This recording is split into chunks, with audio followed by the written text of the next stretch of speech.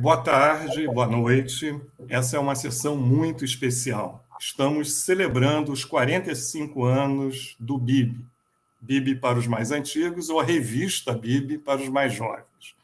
E nesse dia de abertura do 46º Encontro Nacional da Ampox. Meu nome é Gilberto Rockman, pesquisador da Casa de Oswaldo Cruz, Fundação Oswaldo Cruz, e diretor de publicações da Ampox, e coordenarei essa sessão. Não é todo dia que um periódico completa 45 anos, seja no Brasil ou na América Latina. Foram 369 artigos de revisão bibliográfica até 2021. Um patrimônio inestimável das ciências sociais brasileiras. Quem é que nesse quase meio século não leu, não se inspirou ou mesmo não foi salvo por uma revisão do nosso BIP?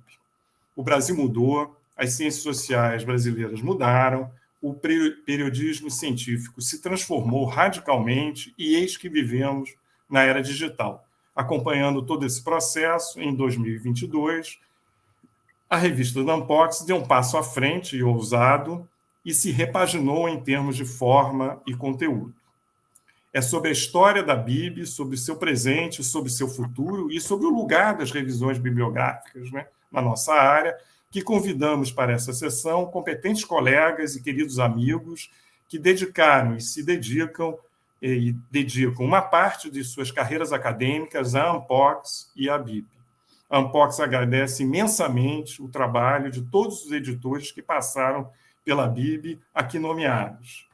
Charles Peçanha, João Trajano de Lima Sé, Rossana Rocha Reis, Márcia Lima, Márcia Consolim e Leonardo Bellinelli. E eu vou apresentar os colegas que aqui vão falar. Márcia Lima é professora do Departamento de Sociologia da Faculdade de Filosofia e Letras de Ciências Humanas da Universidade de São Paulo, é pesquisadora sênior associada ao SEBRAP, onde coordena o AFRO, Núcleo de Pesquisa e Formação em Raça, Gênero e Justiça Racial. Possui mestrado em Sociologia pelo UPERJ e doutorado em Sociologia pela Universidade Federal do Rio de Janeiro. Foi Visiting Fellow no Hutchinson Center for African and African American Studies da Universidade de Harvard. Possui inúmeros artigos e capítulos de livro em seus temas de pesquisa, que são desigualdades raciais e relações raciais, com ênfase nos temas de gênero e raça, educação, mercado de trabalho, políticas de ações afirmativas. Foi editora da BIB nos biênios 2009, 2010, 2015, 2016. Leonardo Bellinelli é, desde 2021, o editor da BIB, uma das revistas da Ampox. Possui graduação em Ciências Sociais pela Unifesp, mestrado e doutorado em Ciência Política pela USP. Concluiu recentemente pós-doutorado no Departamento de Ciência Política da USP. É pesquisador associado do SEDEC e foi membro da Comissão de Projetos Especiais da Ampox, ainda é 2021-2022. Suas áreas de pesquisa são pensamento político e social brasileiro e teoria política, nas quais, nessas áreas, publicou o livro Os Dilemas do Patrimonialismo Brasileiro, as interpretações de Raimundo Faoro e Simon Schwarzman, e é coautor de Estados e Democracia, uma introdução ao estudo da política, recentemente publicado. Charles Peçanha foi o criador do BIB, seu primeiro editor durante 16 anos.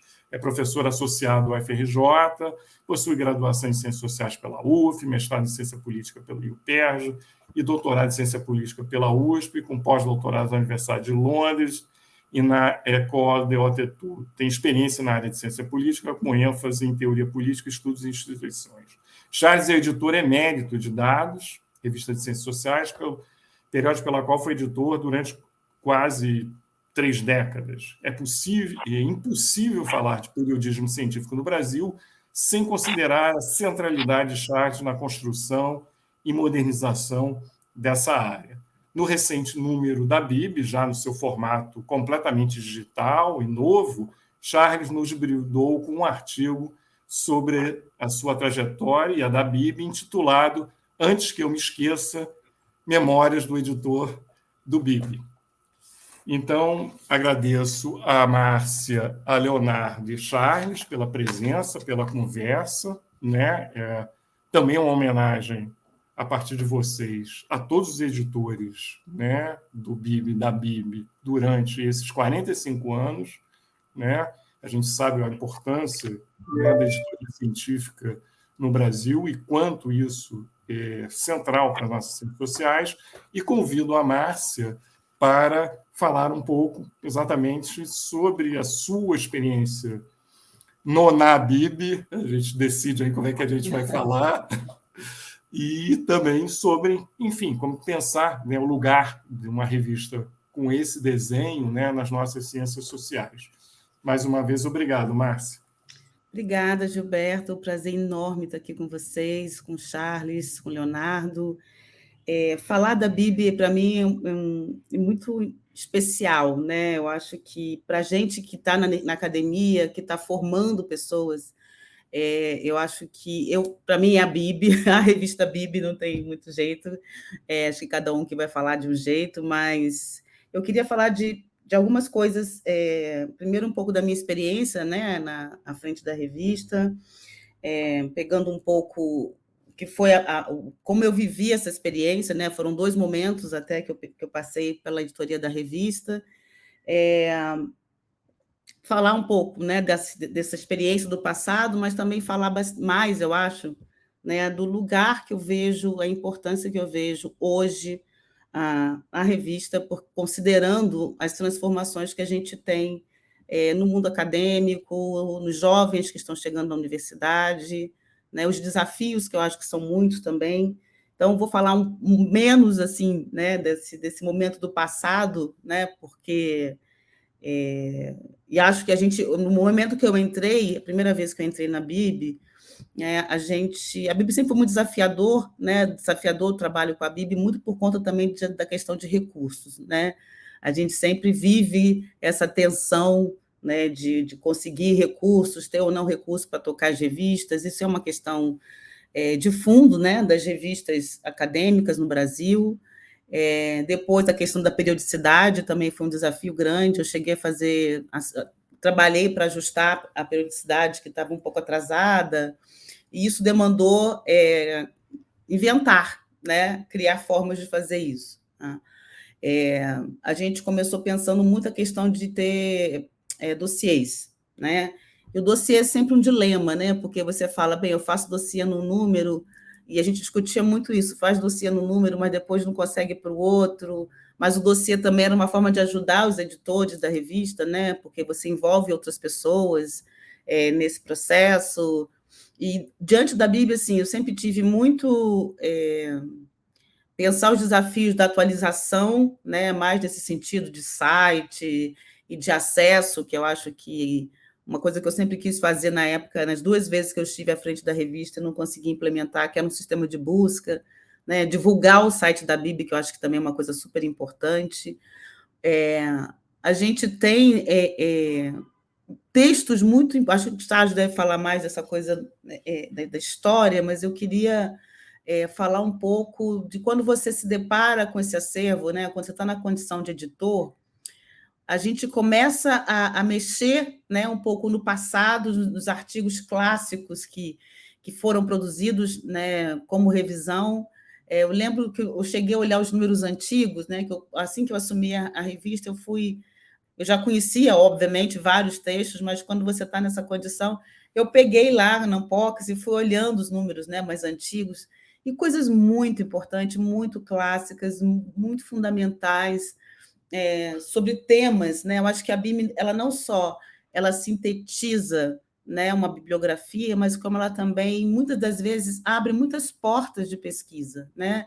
Traz muitas reflexões de coisas que a gente não pensava, inaugura determinadas agendas de tema, né? Pensar a BIB como uma coisa que sistematiza o que já foi produzido, mas também traz visibilidade para muitos temas que a gente que não ficam, né, que não circulam sempre na nossa cabeça, ou que não são os temas mais clássicos e mais procurados das ciências sociais.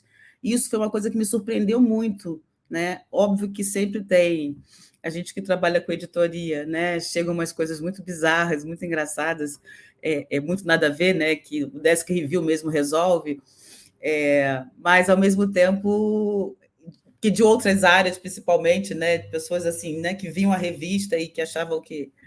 Mas, ao mesmo tempo, eu acho que eu vi nesse material muita riqueza e muito trabalho, né? Porque você sistematizar a revisão bibliográfica é uma coisa de muito fôlego, né? E que realmente exige da gente uma, sei lá, um preparo, né, intelectual muito grande, mas também essa coisa que eu acho que me surpreendia muito, né? A gente, cara, alguém teve a ideia de fazer uma revisão de um tema assim que nunca, né? Às vezes tinham coisas que eram dificílimas achar pareceristas, eu passei um pouco por essa experiência, né? E tem também uma coisa dos fluxos, né? Que eu acho que é um grande desafio, não só o fluxo, né, de artigos, mas tem coisas que começam a aparecer muito, né? Alguns temas que vão ficando mais não diria na moda, né? Mas às vezes você começa a ter. Eu lembro que quando eu assumi a BIB, a gente decidiu ter, além de, no conselho editorial, além de uma pessoa da antropologia, da sociologia e da ciência política, a gente foi na minha gestão que a gente passou a incluir alguém da área de relações internacionais, porque chegava muita coisa de relações internacionais. E é um campo que realmente, naquele momento, ele estava se consolidando muito como uma agenda, né, dentro da Anpox e das ciências sociais. Eu acho que isso foi importante para a gente, por exemplo, renovar um pouco e trazer as relações internacionais para também fazer parte, porque chegava muita coisa, né? Ser editor da BIB é muito privilégio nesse sentido, né? Eu já fui editora da Estudos Afroasiáticos, estive no conselho editorial da RBCS, sou do conselho editorial da Novos Estudos, SEBRAP. Esse lugar da editoria, ele é um lugar muito especial, porque você tem, digamos que, um primeiro acesso, né? E consegue entender um pouco o fluxo da produção científica de artigos, né? Eu acho isso uma coisa muito interessante, e mesmo ter que ler os artigos para definir para quem você manda para aparecer.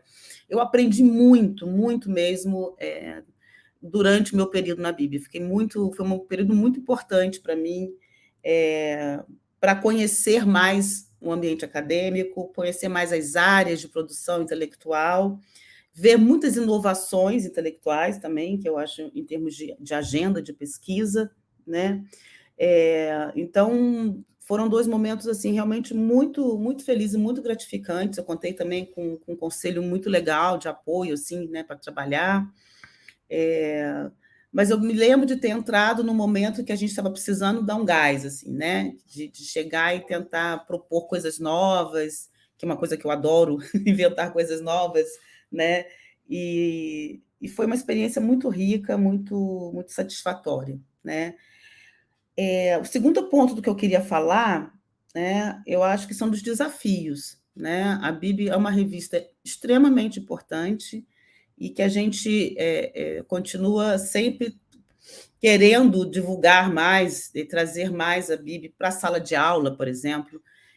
Nas disciplinas que eu dou na USP, eu sempre recomendo leitura de textos, e eu quero convidar os nossos colegas, né, professores, os nossos os alunos orientando, os alunos de mestrado, doutorado, né, que consultem o site, que façam realmente, que levem essa literatura para a sala de aula, né? Eu acho que, por exemplo, essa nova geração de jovens que está entrando na universidade, né?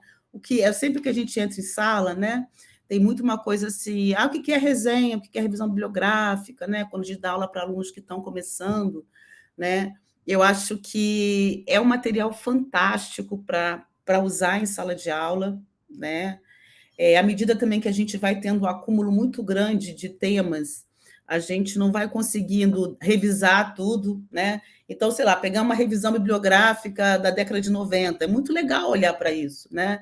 Ver quais foram os trabalhos que foram citados, quais foram os trabalhos que foram mobilizados naquela literatura naquele momento do tempo, né? Então, eu acho que tem uma riqueza muito grande e acho que a gente precisa trazer mais o resultado desses trabalhos, desses artigos, que ficam, eu acho, Eu acho que a gente não tem muita tradição no Brasil, né, de ter revistas de revisão bibliográfica, os novos formatos também que a Bíblia está propondo, né, de ter um conjunto de textos, né, para você analisar.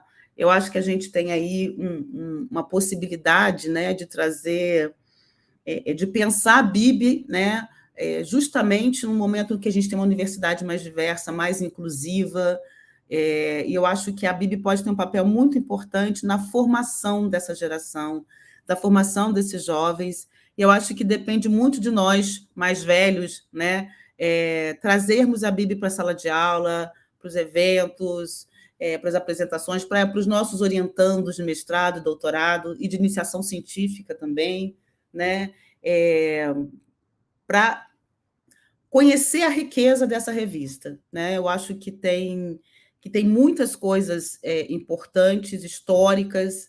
Me lembro muito de uma revisão da Marta sobre políticas públicas.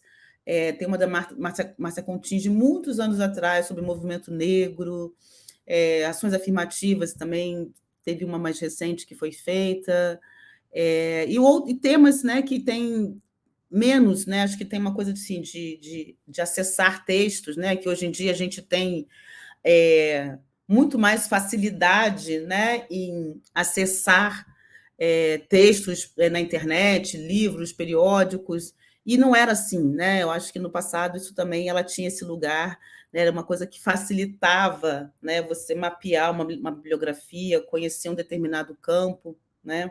Eu acho que ela tinha muito essa função.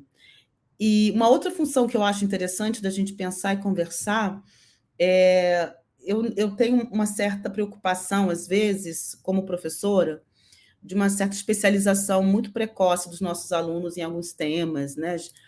Às vezes o aluno no primeiro período já chega a querer saber o que ele vai fazer na graduação, no mestrado, no doutorado, e convidá-los a ler revisões bibliográficas de outros temas, né? De outros temas, também é uma forma de apresentar agendas possíveis, né?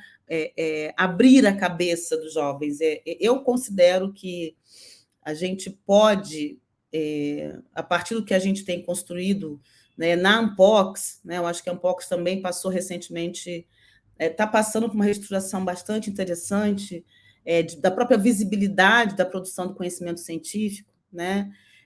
Eu acho que a gente pode, o momento que eu vejo também da gente trazer, né, esse material e pensar mesmo.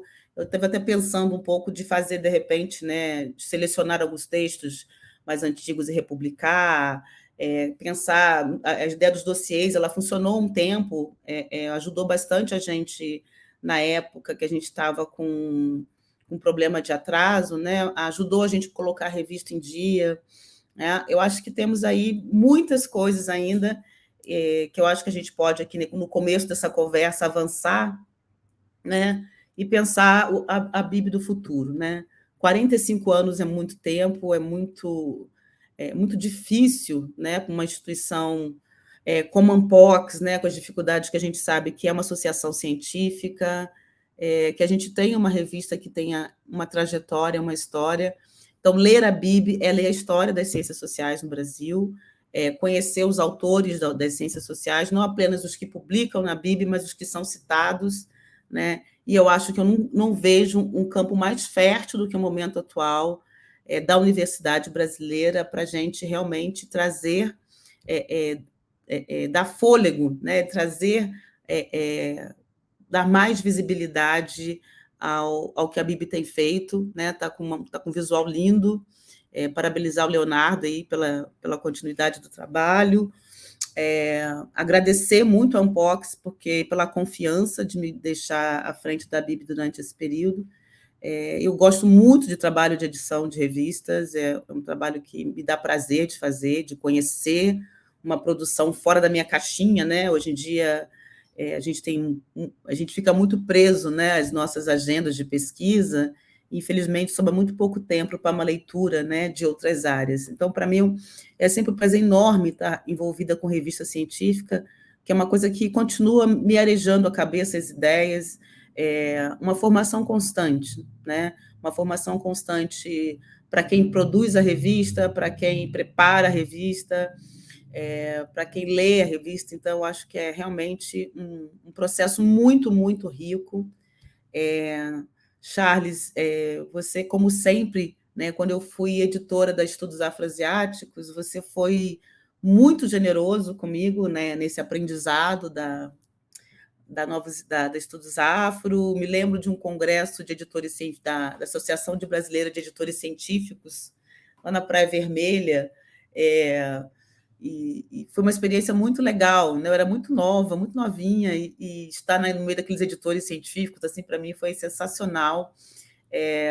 Acho que o seu investimento na editoria científica brasileira é marcante demais, e acho que não só a comunidade das ciências sociais, né, mas toda a editoria científica brasileira deve muito aí à trajetória, ao investimento que o Charles fez. Acho que também essa mesa não tem como, né, não falar do Charles, não reconhecer a importância que você tem para a trajetória das nossas boas revistas acadêmicas no Brasil, né? Começo assim, acho que a gente pode seguir numa conversa, num papo, mas muito obrigada.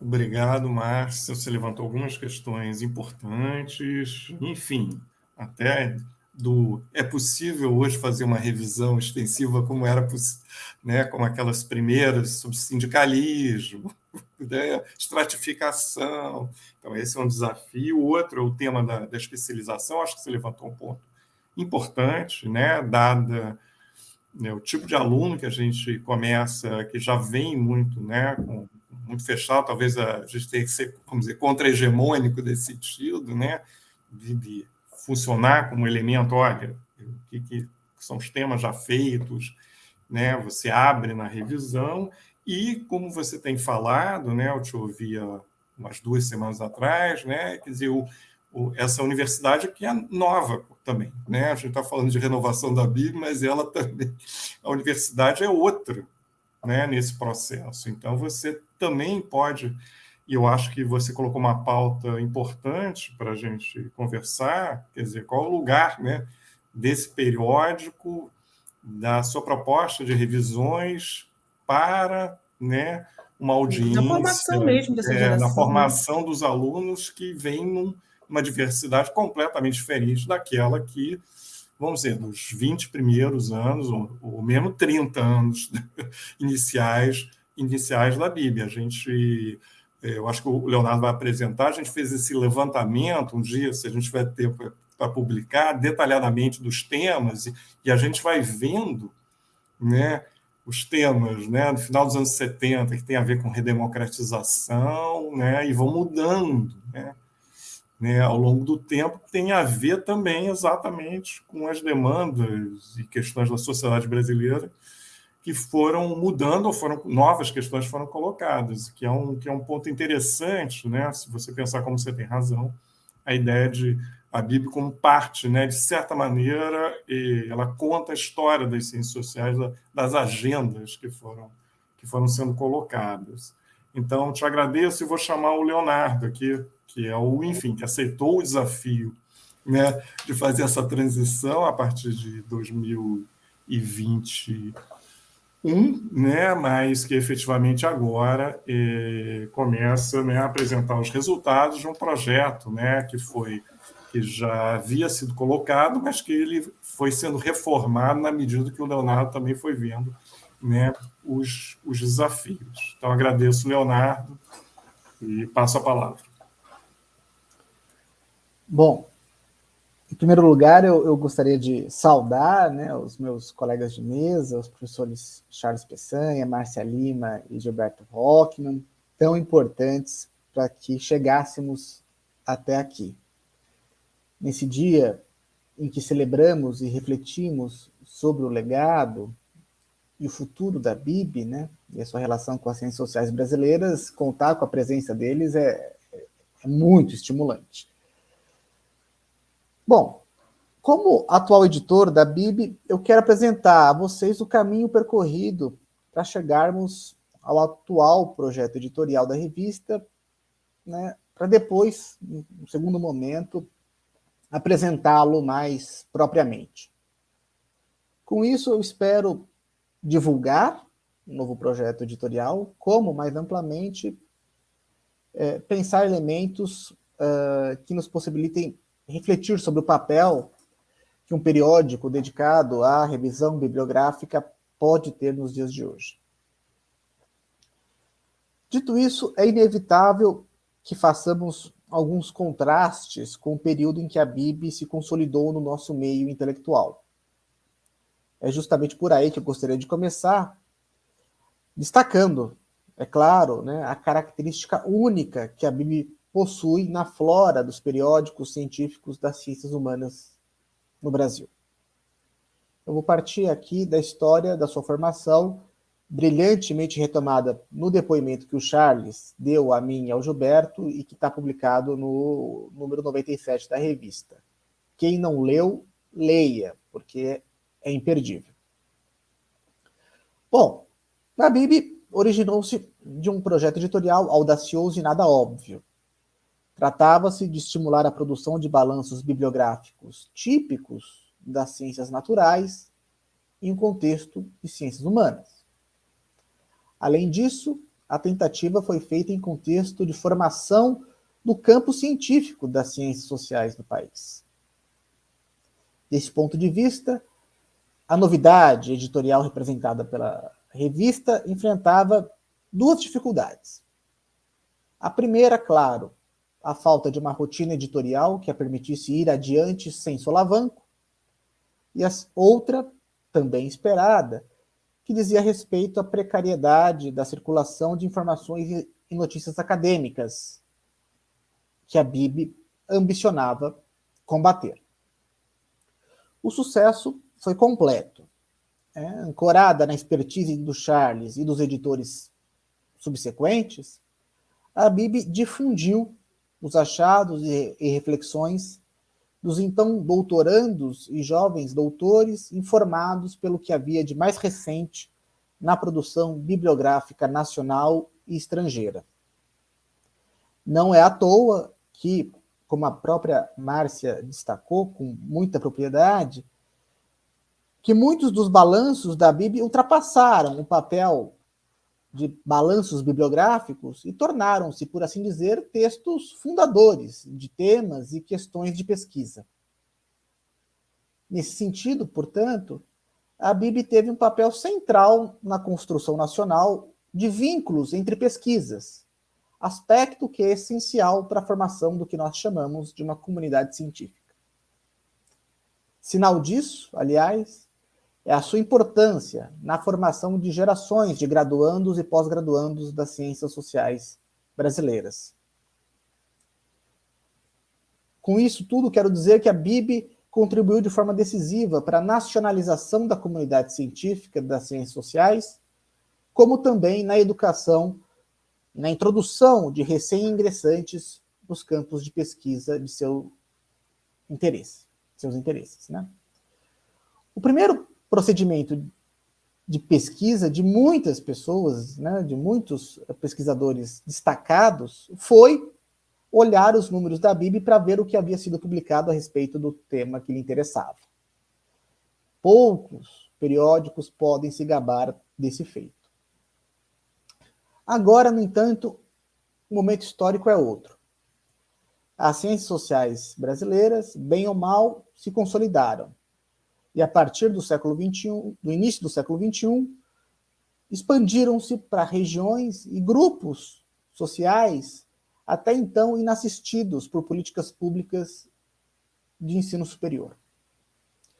O Sistema Nacional de Pós-Graduação e a ecologia dos periódicos das ciências sociais possuem relativa estabilidade, embora tenham sofrido muito nos últimos anos com o corte de verbas e financiamentos. Em plano global, os novos meios de comunicação, com destaque para a internet, revolucionaram as formas de produção, reflexão e diálogo. Nunca produzimos tantas pesquisas e papers, nunca divulgamos tantos os resultados de nossos esforços e, arrisco dizer, talvez nunca tenhamos tido tanto impacto direto e indireto sobre a sociedade civil. Basta ver como conceitos teóricos são continuamente incorporados à fala comum. Ora com mais precisão, ora com menos, mas isso não importa aqui. Sim, é verdade que estamos em um momento de baixa desses avanços, os quais, claro, como não poderia deixar de ser, produziram reações, mas convém não perdê-los de vista. Nesse quadro geral, qual é o papel de uma revista como a Bíblia? Afinal de contas, os pressupostos históricos sobre os quais ela foi criada não teriam ficado para trás? Como promover a organização do debate sobre temas que são diariamente fracionados, multiplicados, ampliados, questionados ou revistos? Perguntas como essas, a meu ver, dialogam com a especificidade da Bíblia e explicitam as razões pelas quais o projeto editorial inaugurado esse ano significa mais do que nos alinhar às novas práticas do periodismo científico nacional e internacional. O que está em jogo aqui é pensar o papel histórico e intelectual da revista no contemporâneo. A esse respeito, eu devo destacar o papel de dois pesquisadores que me antecederam no desenho geral do projeto que eu vou expor a seguir. Me refiro aqui ao Luiz Augusto Campos, do IESP, editor da Dados, revista fundada e dirigida por Charles, durante muito tempo, e Mariana Chaguri, da Unicamp e membro da direção da Ampox. Representantes de uma nova geração de docentes e pesquisadores comprometidos com avanços sociais e institucionais, ambos desenharam um projeto editorial ao qual me juntei e estou procurando desenvolver, e que eu vou expor agora. Bom, então, quais são as novidades do projeto editorial? Diria que, em especial, são duas as novidades. A primeira se relaciona à expansão dos tipos de artigos publicados. Além dos balanços bibliográficos, o novo projeto editorial prevê a publicação de revisões anuais e comentários críticos. As revisões anuais são comentários críticos de um conjunto pequeno de trabalhos acadêmicos, entre 5 e 10 artigos, livros ou teses, de uma determinada área ou subárea temática, publicados ou defendidos nos últimos 4 anos. O objetivo das revisões anuais é indicar os sentidos da produção recentíssima sobre determinado tema e não esgotá-los. Já os comentários críticos são avaliações de manuscritos recentemente publicados na própria Bíblia ou em outras revistas, nos quais suas conclusões são debatidas de modo qualificado e cortês, com o objetivo de fazer avançar um determinado debate, uma determinada agenda.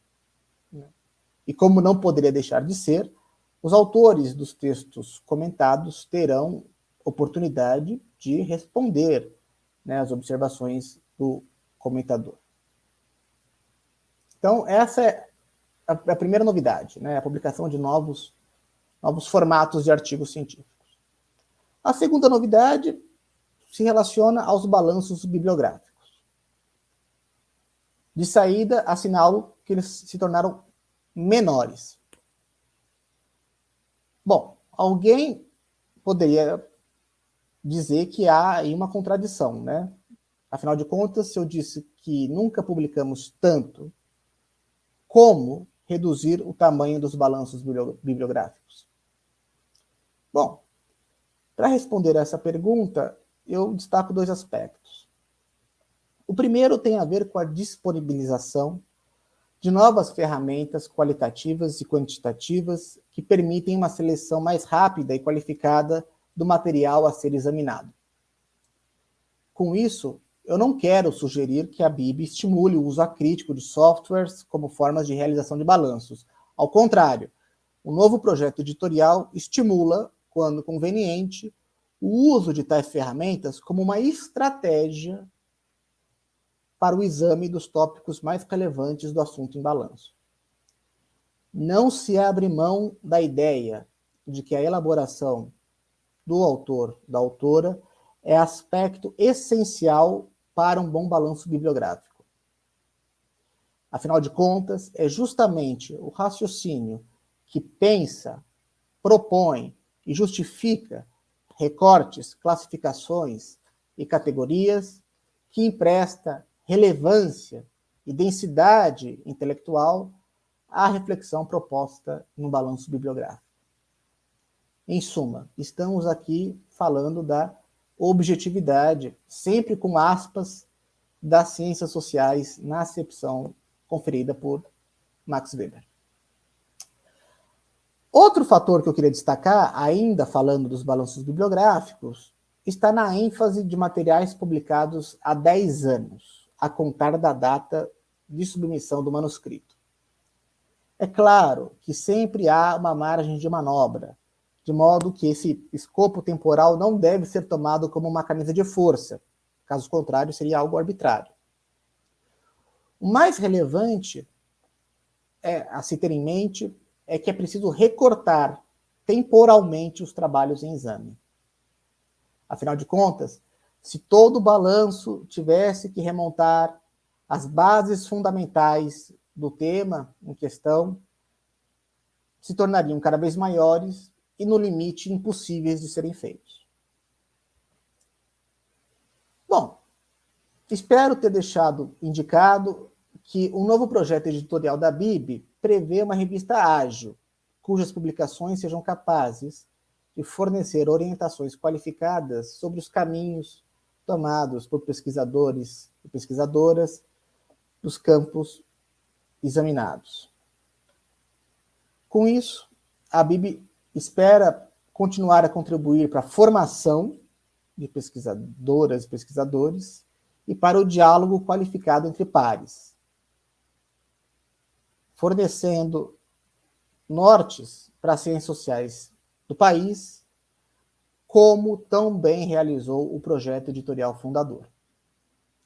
Com sentido inverso ao habitualmente utilizado, poderíamos recorrer aqui à célebre frase do Lampedusa em O Leopardo: tudo deve mudar para que tudo fique como está. Este é, em suma, o objetivo que subjaz ao novo projeto da BIB, que ela continue a ser tão relevante como foi nos seus primeiros 45 anos. Obrigado. Obrigado, Leonardo. Enfim, colocando, para o público, né, para quem nos assiste, exatamente o que está mudando, né, e também vamos convidá-los todos e todos para visitarem, né? Quer dizer, a BIB deixou de ser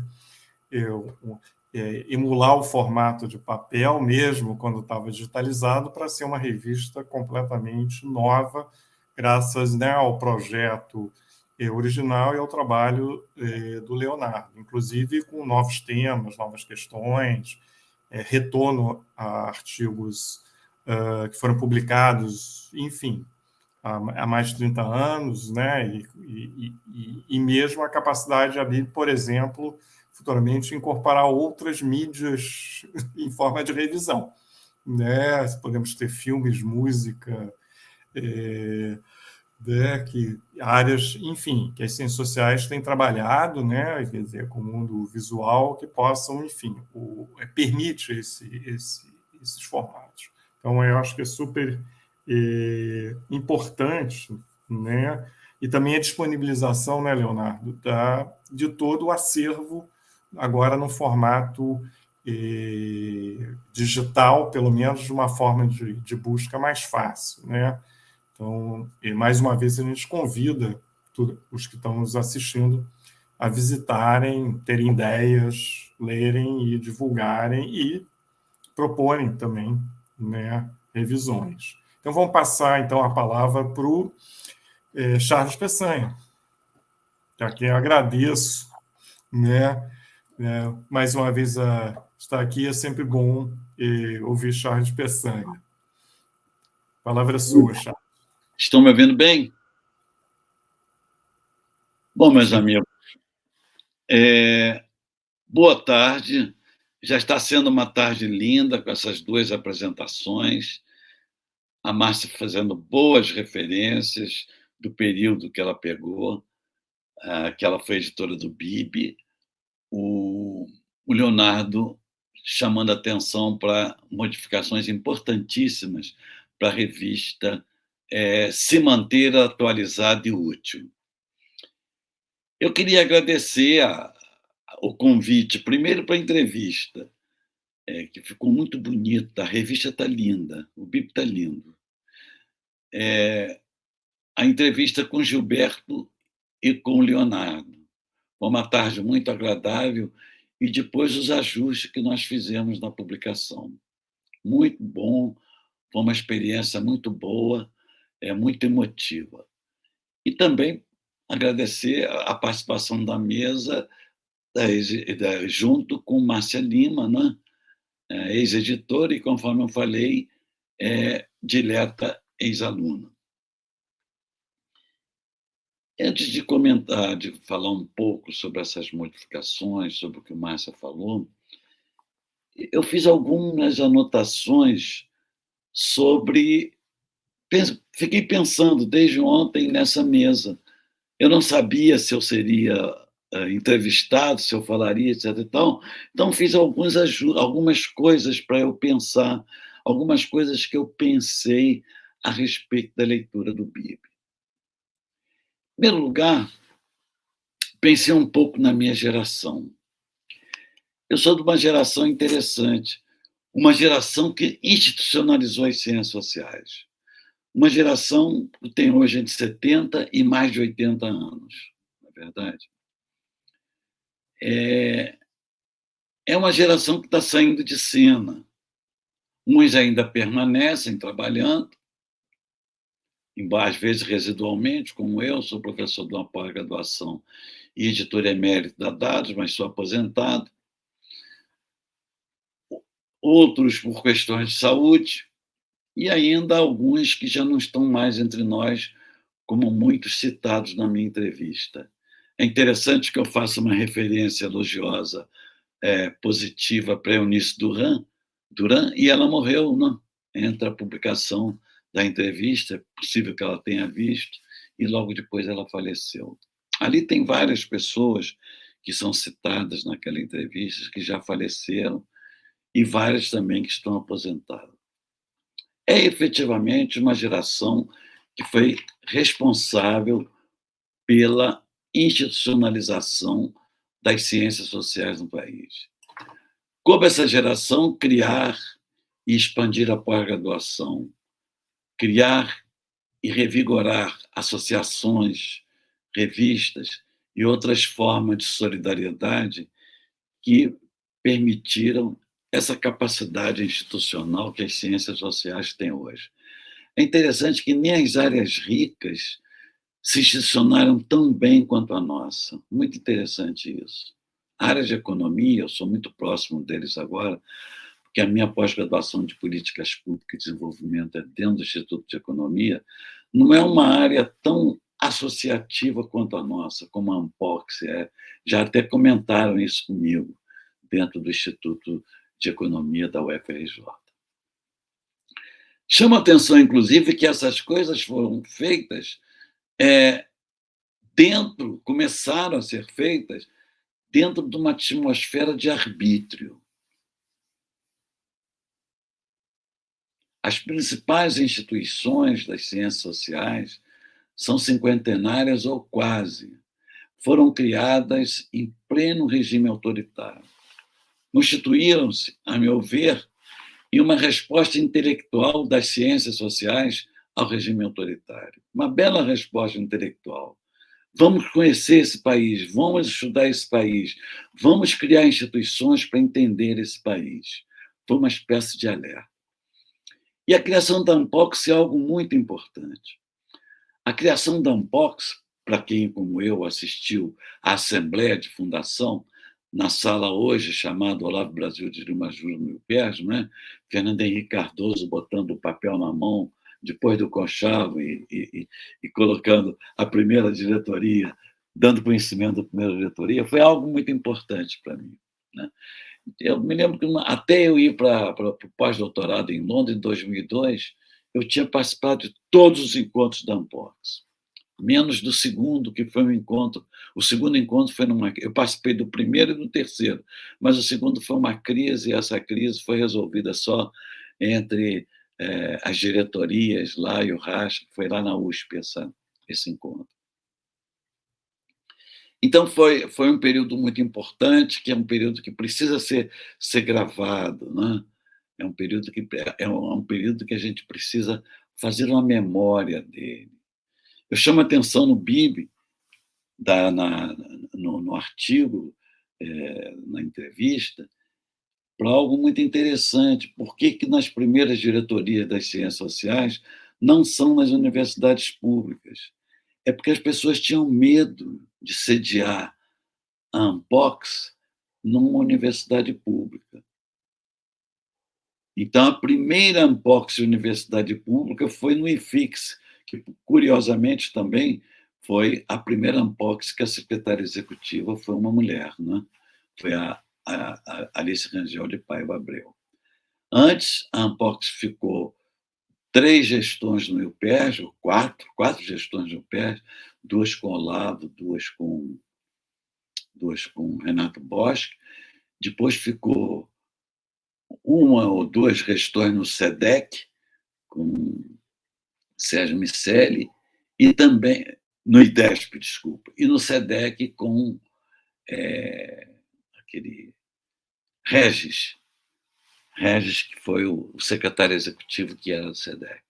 Então, é um fenômeno interessante, né? O Unbox não podia ser sediado na universidade pública. Depois ficou sendo sediada no IFIX, quando as coisas começaram a melhorar, na verdade, e também na USP. Então, registrar essa epopeia das ciências sociais. As ciências sociais reagiram ao arbítrio de forma intelectual. Ela criou instituições para estudar o Brasil. E, devido ao isolamento, ao arquipélago que eram as ciências sociais, criou a Unbox, que foi uma maneira que teve, né, de exigir qualidade. A Unbox foi um certificado de qualidade das ciências sociais brasileiras. Outra coisa interessante na Unbox é que ela põe profissionais de diferentes orientações juntos. E isso inaugurou os estudos interdisciplinares e transdisciplinares. E o BIB representa muito isso. Vocês vão ver que as resenhas do BIB, elas não vão ficar em latinhas de mantimento, sociologia, antropologia e ciência política. Os temas perpassam todas essas orientações disciplinares. Então, é muito interessante a reflexão que a Márcia fez sobre as resenhas. Eu estava pensando aqui comigo agora, essas resenhas hoje constituem material de ensino, material de estudo, porque você pode comparar a literatura que era forte num determinado momento, sobre um determinado tema, com a literatura de hoje. Anotei isso aqui enquanto Márcia falava. Então, esse acervo, ele é uma fonte de estudo fantástica. Aliás, fonte de estudo, outra seção do BIB, né, conforme eu chamei a atenção. Então, esse desenvolvimento, essa formação, foi muito forte também, e o BIB é um exemplo disso, na área de editoria científica, na verdade. É muito interessante que o Leonardo Berinelli ele já incorporou, né, os fundamentos da editoria científica, né? O Gilberto é um profissional da editoria científica, né? E é interessante que ele não ficou restrito à contribuição dele à revista. Ele é um profissional que trabalhou na área do Cielo Livros, deu uma bela contribuição. Isso é importante porque antes essa era uma área árida para as ciências sociais. Hoje nós estamos vendo que é uma área que está atraindo os cientistas sociais, uma área que está sendo objeto de estudo, de trabalho e de debate desses profissionais. Mas voltando aqui a essa área foi alvo de uma série de importantes sucessos, né?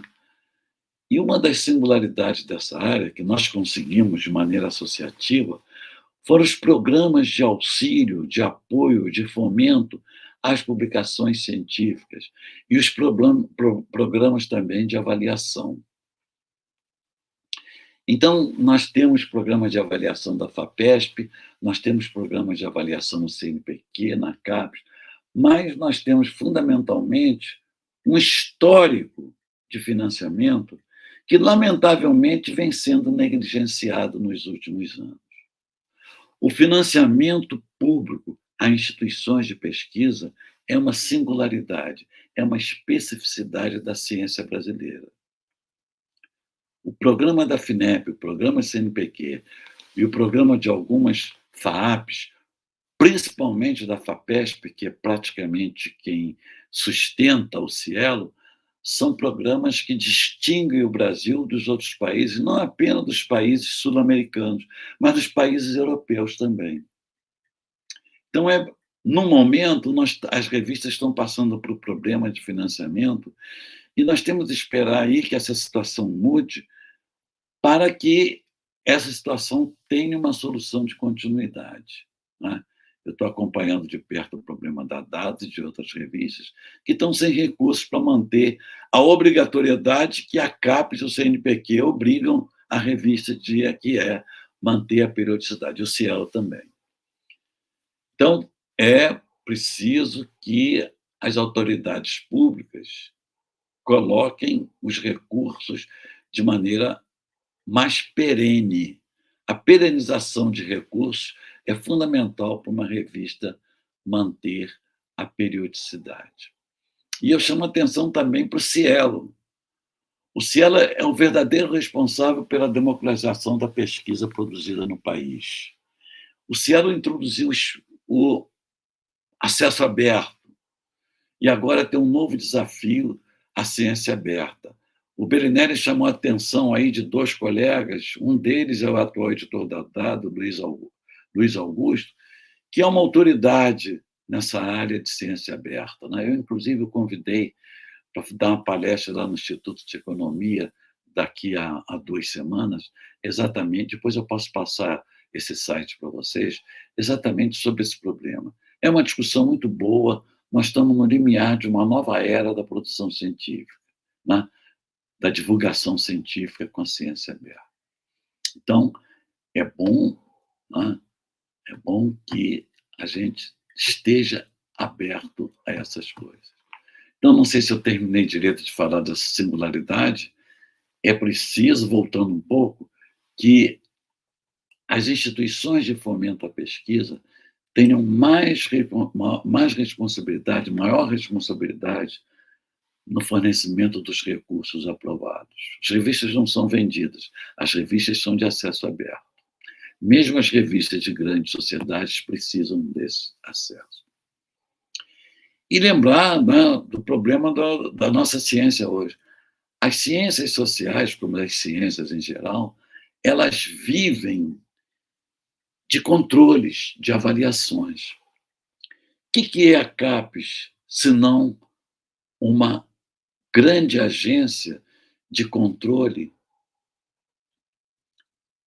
da ciência brasileira hoje? Que é o CNPq, a CAPES, se não uma grande agência de controle, de norteamento das diretrizes da ciência brasileira. Então, é necessário que a gente tenha uma discussão muito grande sobre a questão da ciência brasileira. Muito grande. Nós temos hoje uma gama muito grande de controles, avaliações. Foi difícil instalar a avaliação. Eu me lembro da reação que se teve às avaliações, quando foi feita a primeira avaliação de mestrados na CAPES. Foi uma grita tremenda.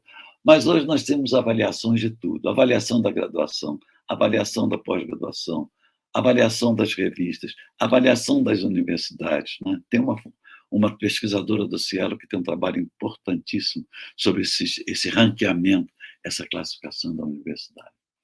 Então, eu acho que o BIB poderia também abrigar esses temas novos, como ciência aberta, né? Esses temas novos de avaliação de revistas, como é o sistema de avaliação da CAPES, e os outros sistemas de avaliação. Eu acho que incorporar esse debate ao BIB, né, dentro dessas modificações propostas, excelentes modificações, novas sessões mais ágeis, que eu destaco aqui essas revisões anuais, essa agilidade e essa expansão do tipo de artigo, eu ousaria pensar um pouco também nessa discussão da comunidade, né, de si própria. Como? Discutindo o quê? Discutindo quais são os critérios de avaliação que existem, o que nós temos que pensar nisso, como é que nós vamos colocar o pesquisador a par desses critérios que nos avaliam a todo custo. Então, gostaria de continuar participando, colaborando com isso. Eu estava falando isso do Gilberto e queria permanecer também. Eu acho que a gente que trabalha nessa área de avaliação científica não devia sair nunca. Sai, termina o mandato de editor, mas continua dando uma contribuição, porque é muito importante usar, como Gilberto está usando, esse conhecimento que ele teve na questão da editoria, da editora Fiocruz e da revista Manguinho, para continuar trabalhando nessa área e hoje está colaborando com a Ampox. Então, eram esses temas que eu queria botar para a gente debater, né? Agradecer, falar um pouco de como essas instituições surgiram, falar da minha geração, que é uma geração que está saindo de cena e está passando um bastão para vocês, né? Propor alguns temas, comentar e ficar à disposição de vocês. Eu agradeço muito as referências que vocês têm feito, né? Me sinto muito feliz com isso, né? Chegar a essa idade com esse respeito, com esse carinho da comunidade, da Ampox, né? Dos colegas da BCP, do IESP, de todo mundo. Eu até já disse, não sei se vocês conhecem, o Léo Batista, eu sou uma espécie de Léo Batista dos editores científicos. Os novos editores gostam muito de me elogiar, como os comentaristas esportivos todos elogiam o Léo Batista. Então, eu fico muito feliz com isso. Muito feliz em encontrar um colega como Gilberto, né? Não foi meu contemporâneo, né? Já foi na época de calor do IUPERJ, né? De encontrar uma ex-aluna como Márcia, né? Fico orgulhoso dela. No outro dia estava vendo ela sendo entrevistada pela Júlia, né? Maju, da TV Globo, e conhecer uma pessoa como Bellinelli, que pega uma revista e, um tempo depois, já incorporou os pressupostos da editoria científica e está fazendo propostas inovadoras que efetivamente vão manter o calibre da revista, né? A revista pode ser muito boa, mas se ela parar, ela morre. Então, muito obrigado mais uma vez. Estou à disposição de vocês e deixar claro para vocês que essas referências, essas generosas, têm me feito muito bem. Muito obrigado. Obrigado, Charles, mas as referências são merecidas. Eu acho que a comunidade não só homenageia, né, tem homenageado as pessoas, mas ela deve fazer isso sempre, né? A gente deve celebrar também e homenagear e respeitar, enfim, aqueles que trabalharam e, enfim, construíram onde eu não poderia fazer o trabalho que eu estou fazendo, né, em termos de editoria, e se você não tivesse construído esse caminho. Acho que o Leonardo, Márcia também, então acho isso importante, né? E como é que você passa como é que isso pode virar, né? Quer dizer, a ideia de uma profissionalização, né? Que a gente sai e entra, mas que se profissionalize, que há um aprendizado, né, coletivo, e todo mundo que passou, pelo menos pelo no caso do Leonardo, passou pelo Lua Nova, né, pela SEDEC, quem passou pelo IUPERJ, né, a sala do Charles, o contato com o Charles, mesmo que você não estivesse submetendo artigos, nem nada, mas é sempre um aprendizado. Então, tem um cotidiano, né, da conversa editorial que é importante. Então, eu acho que se levantou questões importantes, obviamente. Em dia de festa, a gente não queria exatamente falar dos problemas, mas são reais, né? Faltam recursos, a gente tem problemas, vai acontecer, né? Na Unpox, né? Ao longo da Unpox, seja virtual, seja ela presencial na Unicamp, né? O Fórum de Editores Científicos, que vai discutir o tema dos livros nas ciências sociais, né? Que, enfim, o lugar do livro, uma mesa também sobre gênero, né? Desigualdade de gênero e políticas, né? Já que está muito claro a desigualdade, né? Que essa desigualdade se reproduz na produção, no que é publicado na produção científica, e uma discussão também sobre política de financiamento científico, né? A gente não pode viver só de editais. Editais não é política científica, né? Você tem que ter algo para além do edital. O edital é só, vamos dizer, a concretização de uma forma de financiamento competitivo. Mas, enfim, se você não tem política científica, então, né, nós estamos vivendo agora o edital de humanidades do CNPq, que não tem nada a ver com uma política, é simplesmente um edital com pouco dinheiro para a gente se engalfinhar no final do ano, já exaustos, né? Então, um pouco isso. Cada um recebe uma merrequinha, né? Exatamente. Então, a gente vai brigar, vai ficar super chateado entre nós, e o resultado não vai resolver a vida de ninguém. Então, Charles tem razão, a gente tem que continuar discutindo política, né? Política e não os editais. Eu acho que isso são pontos importantes. Então, talvez, assim, em forma da gente fazer uma rodada, eu não sei se Márcia poderia complementar alguma coisa, Leonardo, e aí a gente volta um pouco, né? Já que eu acho que a gente pode usar um pouco esse tempo para pensar juntos, né? Aqui com o Leonardo, eu acho que a experiência que a gente tem e o carinho que a gente tem, eu acho que pensar, né, Leonardo, os desafios aí, você colocou questões super importantes, né? Relacionados ao que aparece hoje na revista, né? Mas eu acho que, assim, além dessa questão, né? Como o Gilberto disse, estamos celebrando, né? Mas é uma revista muito importante, muito histórica, acho que a gente tem que realmente pensar formas, né? Trazer os editores antigos, eu também me coloco à disposição para ajudar quando for possível. Minha vida é uma loucura, mas uma loucura mais, uma loucura menos, a gente vai fazendo, né? Mas acho que a gente tem que pensar muito, assim, uma coisa que eu acho que seria legal a gente pensar, agora que a Unpox está aportando muito em divulgação científica, né, Gilberto? Eu acho que já estão nesse processo, né? Eu já vejo que isso está... a Bíblia já está mais, né, nas redes sociais, essa coisa toda. Eu acho que a gente tem mesmo que fazer uma campanha entre nós, colegas, ex-editores. Mas eu queria ouvir do Leonardo um pouco como que... Eu tenho certa saudade de olhar para esses textos, mas como que tem... você falou uma coisa importante, né? Nunca vai ser possível uma bibliografia de todos, de 100 anos de um tema, 50 anos de um tema, né? Como é que você tem visto um pouco essa questão... dessa nova geração, né? Que eu acredito que, pelo menos na minha época, eram muito recém-doutores que mandavam pessoas que tinham terminado tese de doutorado, né? Às vezes a gente tinha pesquisadores mais sêniores, começando uma agenda de pesquisa, um projeto, a gente também recebia bastante coisas nesse sentido, né?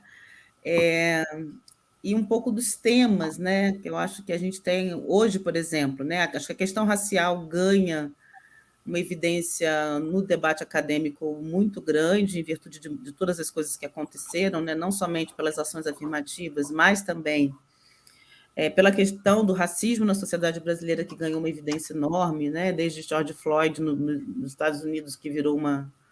A gente tem George Floyd aqui todo dia, né? Mas a gente precisou do George Floyd de lá para...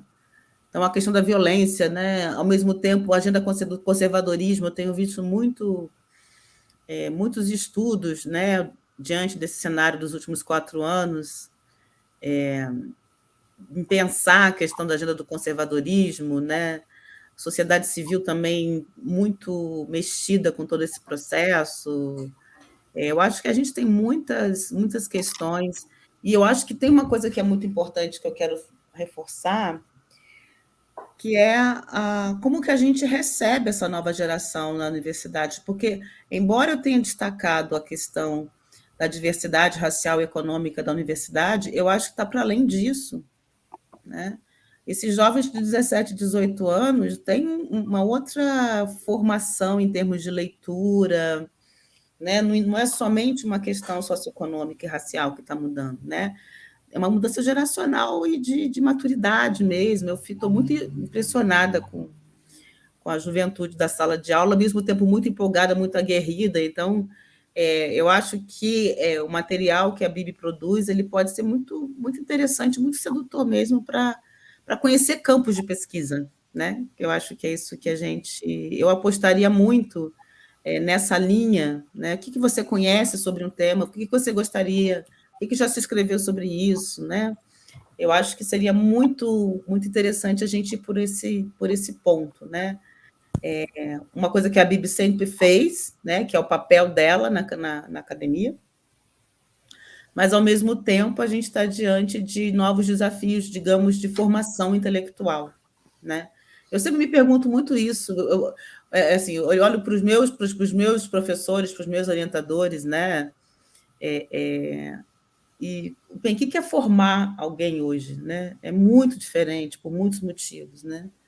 Bons e ruins, né? Mas é muito diferente. Eu acho que a gente tem um instrumento, né? Assim, eu acho que a Bibi é um instrumento importante e que a gente precisa mobilizá-lo mais como instrumento de formação intelectual mesmo.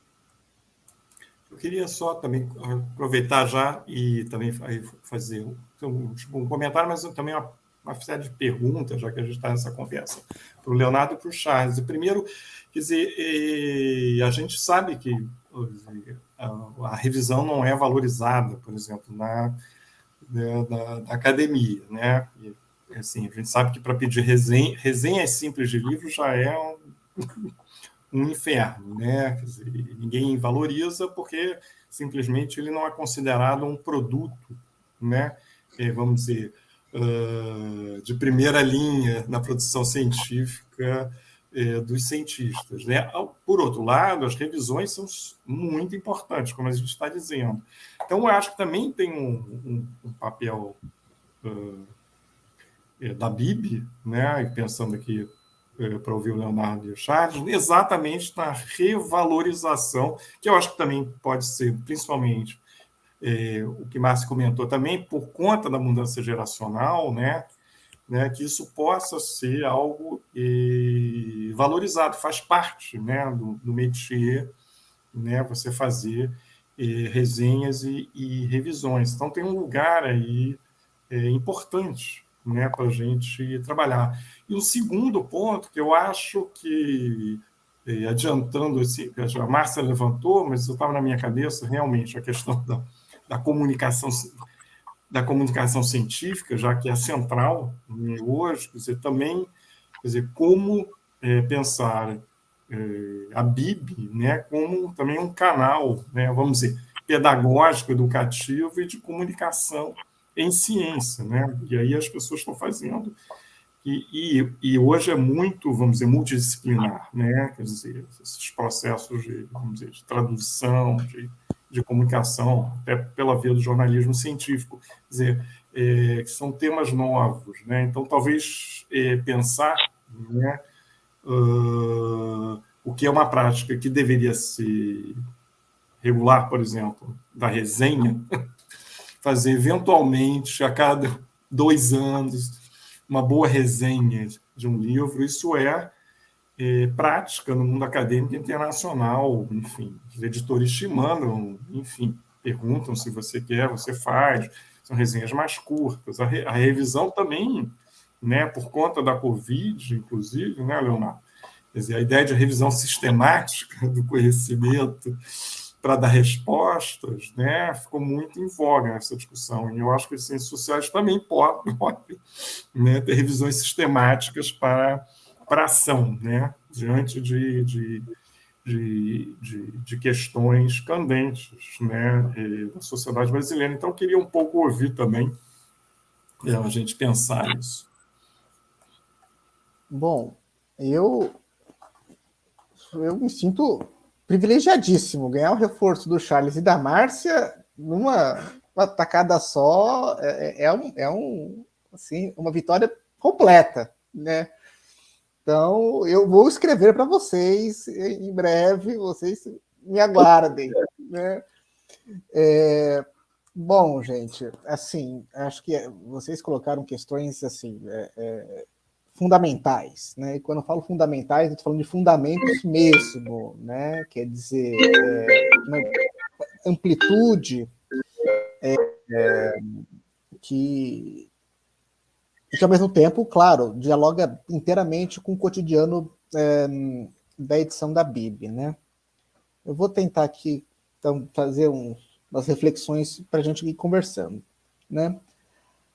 A primeira questão, acho que a Márcia levantou, e com muita razão, né, tem a ver com a questão dos novos temas, né, a emergência de temas, né, como é que eles têm aparecido, né.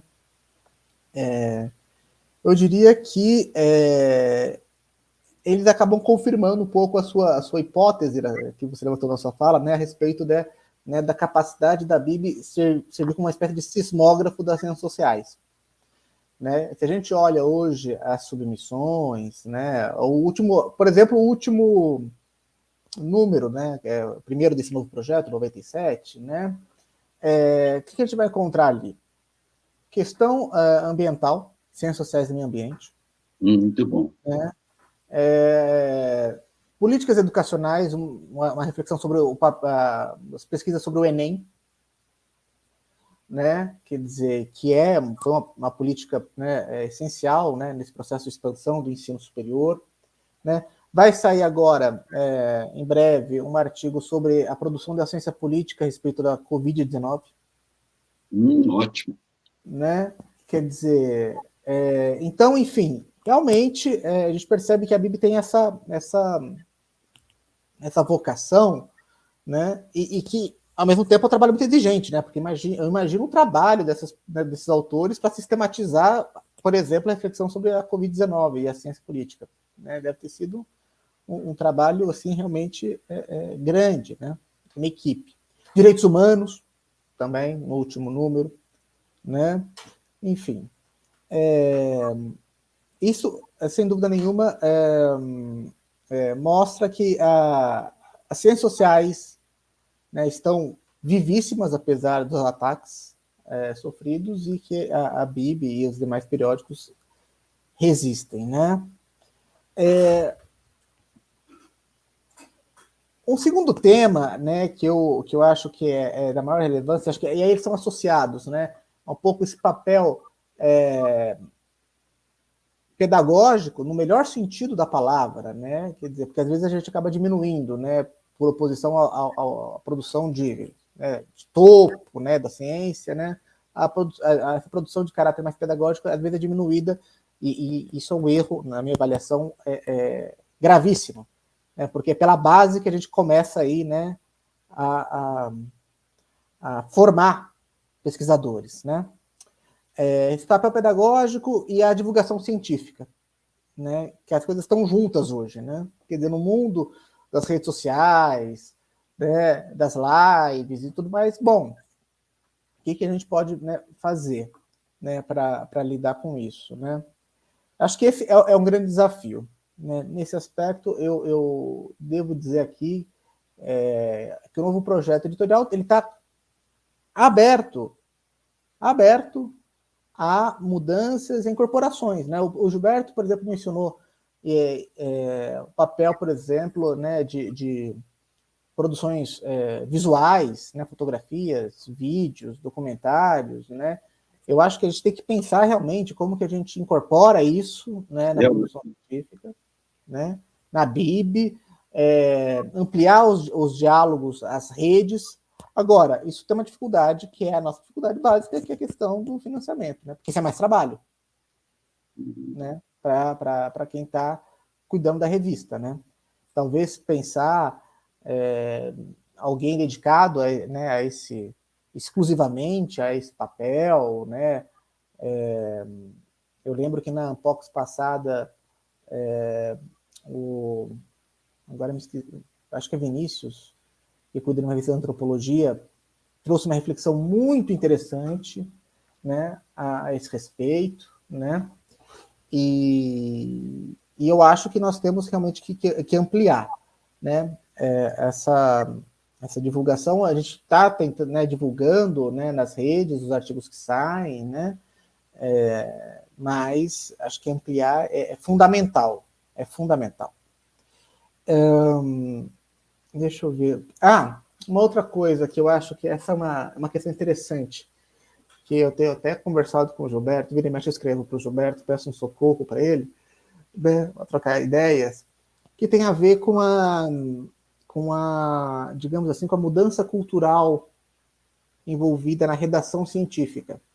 Porque as pessoas, quando olham a BIB, olham aqueles grandes balanços feitos hoje por professores sêniores, que são referências incontornáveis nas suas áreas, né?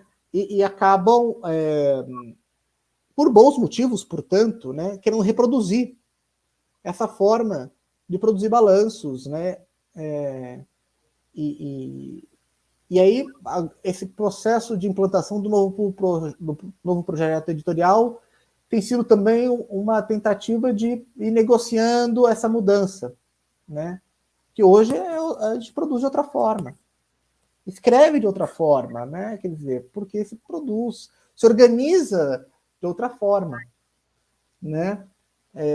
Então, a gente está nesse momento que o Charles, no depoimento que ele nos deu, né, menciona, né, os primeiros balanços, né? Não tinha modelo, você tinha que ir construindo com os autores, né? É um pouco, né, fazendo, né, as ressalvas devidas, é um pouco uma situação similar que a gente está passando agora, né? E por fim, comentar, né, o ponto que dois pontos que o Charles levantou sobre incorporar a reflexão da comunidade sobre os seus próprios critérios avaliativos. Eu acho que isso é do maior interesse. A gente pode pensar alguma coisa nesse sentido, sim. Eu acho que a BIB tem que ser esse espaço privilegiado do diálogo entre os cientistas sociais, né, brasileiros. Existem outros periódicos que são publicados as pesquisas, né, de pontas, atuais e tal. Ótimo. Mas esse espaço é fundamental, né? Registrar esses debates, essas conversas, né? E acumular, né? Porque, como vocês mencionaram, o patrimônio da Bíblia é gigantesco e a gente deve continuar, né, ampliando esse patrimônio e incorporar essas reflexões são importantíssimas para pensar, né, os rumos que nós vamos tomar nessa nova era, né, da produção científica com a ciência aberta, né, que o Charles mencionou tão bem. Vou parar por aqui, senão eu vou tomar o tempo de todo mundo aqui. Charles, quer comentar alguma coisa? Eu gostei muito desses comentários finais da Márcia e do Bellinelli, e vejo que eles têm uma preocupação muito social, de muita amplitude, não é? De não ficar presa à famosa torre de Marfim. Vocês sabem, eu disse isso no depoimento, que eu vejo um grande gargalo e vejo um efeito Índia no Brasil. O que eu chamo de efeito Índia? Uma parte moderna muito forte, uma parte da Índia muito moderna, uma universidade muito moderna, e uma base muito pobre, muito miserável. Eu acho que o ensino no Brasil reproduz um pouco isso.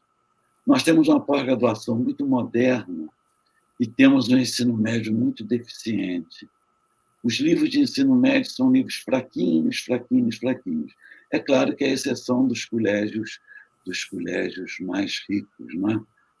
Você pega os colégios ricos, eles têm professores que são professores que rivalizam com os professores do ensino superior das boas universidades. Ou então, um colégio público, como Pedro II, né? Que também é uma carreira acadêmica. Então, eu não sei até que ponto nós não poderíamos contaminar, ajudar os professores do ensino médio na nossa área. O BIB seria um... Não sei se o BIB, né? Mas é uma preocupação que eu tenho, inclusive eu falo daquelas... Mesmo entre os colegas nossos de outras profissões, os colegas nossos engenheiros, físicos, etc., eles têm uma visão das ciências sociais muito precária. Agora, na época da eleição, a gente vê isso, as pessoas não têm noção do que é um sistema econômico, é tudo muito complicado para eles. Desculpa, o sistema econômico, não, um sistema eleitoral, um sistema partidário. Então, eu acho que as ciências sociais elas têm uma responsabilidade muito grande nesse aspecto educativo e de difusão da educação no país. Tudo isso que nós já temos pronto, imaginar uma maneira, não estou dizendo que seja responsabilidade do BIB, com uma maneira de matar a revista, se você encher a revista de obrigatoriedade. Mas, como eu falei antes, nós temos uma agência reguladora. Qual é a nossa agência reguladora? A CAPES. Agora, existem outras instituições, por exemplo, que é aquele Conselho de Secretário de Educação Estadual. Quer dizer, a base política da ANPOC, a diretoria, ela teria uma coisa muito boa para vender, que seria esse conhecimento, essa gama de conhecimento. Não? Secretarias de Estado. Secretarias de Estado poderiam consumir uma assinatura de uma revista da ANPOC destinada a divulgar literatura. Pensar nisso, né? Por conta que eu chamo de chamar de efeito Índia. Uma elite muito rica, inclusive a elite intelectual, e uma base paupérrima, né? Uma concentração muito grande de riqueza e de poder. Então, eu acho que essas sessões do BIB elas podem, no mínimo, contaminar a graduação. Já que elas estão na internet, elas podem contaminar a graduação. Arranjar uma maneira da gente, nas faculdades, principalmente nos cursos de ciências sociais, a gente começar uma difusão. Nesse sentido, eu acho a questão da resenha muito boa. A resenha ensina a leitura do livro. Né? Uma leitura, uma resenha bem feita de um texto, uma resenha didática, mostrando como o texto foi construído, qual é a proposta do texto, etc. Pode ser. Uma coisa que nunca deu certo no Brasil foi resenha de livro. Mesmo nas revistas, ela não tem continuidade. Eu tentei algumas vezes mandar, não consegui. Mas eu acho que uma dessas coisas pode ser consumida pela graduação. Fazer um esforço para os nossos colegas da graduação, eu acho que a Márcia já fez isso, não é, Márcia? Mas é uma coisa que pode ser mais generalizada. Né? Ter algumas sessões que fossem de alcance mais amplo. Criar o nosso leitor futuro, né? Criar o consumidor da revista acadêmica. Porque a revista acadêmica tradicional é muito mais difícil de ser consumida. Ela, às vezes, requer um tipo de conhecimento que o estudante da graduação ainda não tem, pelo menos a maioria. Mas uma resenha explicativa do BIB, uma resenha dessa que você falou, Belinelli, da resenha recente, né? Essa revisão anual de um tema, né? A apresentação didática de um tema relevante pode ser de utilização para os alunos da graduação. E, no futuro, pensando melhor, se a gente conseguir organizar isso, até para o estudante de História, de Ciências Sociais, de Geografia. Eu não sei como é que está se organizando o ensino médio depois dessa reforma do governo Temer, né? Porque acabou a Sociologia, acabou os estudos sociais, mas uma maneira da gente fazer reflexões. Nós temos uma riqueza muito grande. Essa riqueza muito grande pode ser aproveitada de várias maneiras. Esse é o meu ponto. E acho que a gente pode aproveitar, né, que a gente está aqui numa celebração e acabou de sair o número 97, né, Leonardo? Vamos fazer um projeto aí para o número 100. Não falta muito, e aí a gente pode fazer uma bela celebração. Boa ideia. O número 100. Eu não vou estar na diretoria, mas eu estou apoiando, Leonardo. Que é boa ideia mesmo. Pode pegar textos bem clássicos, fazer, de repente, convidar os próprios autores para fazer um comentário, selecionar alguns, né? Ou então fazer uma coisa só de textos novos, não sei, mas acho que pensar 100 anos, o número 100 vai ser uma grande... Vamos fazer uma nova mesa em breve para falar do número 100. Boa, muito ótima ideia. E esse tipo de trabalho já começou a ser feito pelo Leonardo, por exemplo, com alguns artigos da primeira RBCS. Convidar alguém para comentar aquele artigo que foi escrito foi 86, quer dizer, que era o clima da redemocratização. Então, como é que hoje você vê isso? Né? Sensacional. Pode também pensar em autores que visitem, né, as revisões clássicas, porque elas são história também das ciências sociais, nesse sentido. Né? O que estava se discutindo sindicalismo, movimentos sociais, né, estratificação, mas não relações raciais, que vai aparecer na Bíblia mais à frente. Né? Então, tem uma história de uma agenda que estava em momentos que vai mudando. Acho que são boas ideias. E está aí, enfim, a gente está concluindo a nossa celebração. Pena que a gente não está junto aqui para tomar um abraço. Um abraço. Espero vê-lo. Um drink na beira da piscina, que também não vai ter esse ano. Estaremos. Mas vai ter enfim, vai ter na Unicamp alguma coisa também que a gente possa se encontrar, né? Pelo menos os que estão mais próximos de São Paulo. Mas, enfim, eu queria agradecer muito, né, a Márcia, ao Leonardo, ao Charles pela conversa. Eu acho que convidar a comunidade acadêmica de ciências sociais, mas não apenas, eu acho que também a BIB tem uma vocação. Eu também me dediquei isso esses 2 anos, né, a um diálogo interdisciplinar, ou transdisciplinar. Eu acho que isso é importante também. Pode ter essa conversa, né? Muita gente está interessada, né, em objetos que não são mais capturáveis por uma disciplina só, é impossível.